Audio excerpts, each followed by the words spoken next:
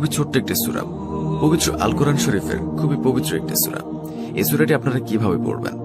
এমনটি তো আপনারা সকলেই করতে পারবেন, কিন্তু যখন আপনারা এই আমলটি করবেন, মানে শুরুতে আপনাদের আগে ওযু করতে হবে। আর এই আমলটির সময়ের ব্যাপারে আমি আপনাদেরকে ক্লিয়ার ভাবে বুঝিয়ে দেই। এই আমলটির সময়, অর্থাৎ কোন সময় আপনারা এই আমলটি করবেন, প্রত্যেকটি আমলের একটি নির্দিষ্ট সময় থাকে, যে সেই সময়টিতে আপনাদেরকে এই আমলটি করতে হবে।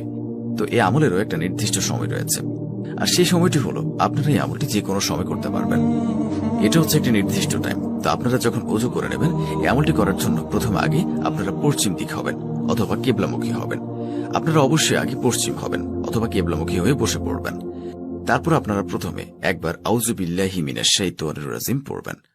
যখন আপনাদের আউযু বিল্লাহি মিনাশ শাইতানির রাজিম পড়া শেষ হয়ে যাবে, তারপর আপনারা মাত্র 555 বার, মনে রাখবেন মাত্র 555 বার এই শব্দের এই আমলটির দোয়া পড়বেন। তো আপনাদেরকে তা একটু আগে আমি উচ্চারণ করে শুনিয়েছি, আমি আবারও বলছি, সুবহানাল্লাহ সুবহানাল্লাহ। এই দোয়াটি এভাবে আপনারা পড়বেন মাত্র 555 বার। যখন 555 বার দোয়াটি পড়া হয়ে যাবে, তখন আপনি শুধুমাত্র বিসমিল্লাহ পড়বেন 21 বার। মনে রাখবেন শুধুমাত্র বিসমিল্লাহ পড়তে হবে, বিসমিল্লাহির রহমানির রহিম পড়লে কিন্তু হবে না। তো বিসমিল্লাহ যখন 21 বার পড়া হয়ে যাবে, তারপর আপনারা সূরা ইখলাসটি পড়বেন। তো আপনাদের সুবিধার জন্য আবারও সূরা ইখলাস পাঠ করে শোনাচ্ছি। কুল হুয়াল্লাহু আহাদ আল্লাহুস সামাদ লাম ইয়ালিদ ওয়া লাম ইউলাদ ওয়া লাম ইয়াকুল লাহু কুফুয়ান আহাদ। যাদের মুখস্থ নেই তারা এখনই মুখস্থ করে নিতে পারবেন, আর যাদের আগে থেকে মুখস্থ রয়েছে তাদের জন্য আরো ভালো। তো সূরা ইখলাস, তারপর আপনাদেরকে পড়তে হবে সূরা ইখলাস মাত্র 21 বার।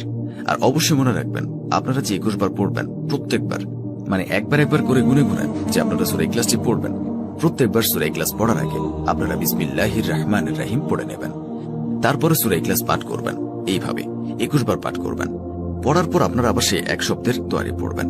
সেই এক শব্দের দোয়াটি আপনারা আবার শেষে পড়বেন মাত্র 55 বার। শেষে শুধুমাত্র 55 বার পড়তে হবে।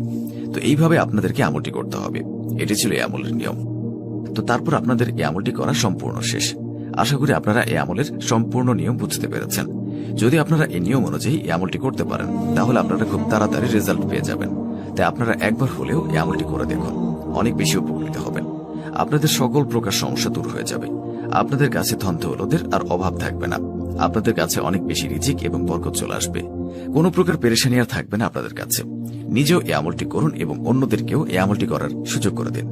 এর সাথে সাথে যারা 5 ওয়াক্ত নামাজ আদায় করেন না, তাদের উদ্দেশ্যে বলছি, আপনারা অবশ্যই 5 ওয়াক্ত নামাজ আদায় করবেন। কেননা নামাজ ব্যতীত কোনো আমল কবুল হয় না, এবং নামাজ হলো বেহেশতের চাবি, এবং নামাজ ব্যতীত জান্নাতে প্রবেশ করতে পারবো না। সহিহ হাদিসে আছে, সূরা ইখলাস 3 বার পাঠ করলে 1 খতম কোরআন তিলাওয়াতের সমপরিমাণ সওয়াব পাওয়া যায়। হযরত আয়েশা রাদিয়াল্লাহু তাআলা আনহা থেকে এক রিওয়ায়াতে উল্লেখ আছে, এক যুদ্ধে রাসূল সাল্লাল্লাহু আলাইহি ওয়াসাল্লাম এক ব্যক্তিকে আমির বা নেতা নিযুক্ত করে দেন। তিনি নামাজে ইমামতিকালে সূরা ফাতিহা ও অন্য সূরার শেষে প্রতি রাকাতে সূরা ইখলাস পাঠ করতেন।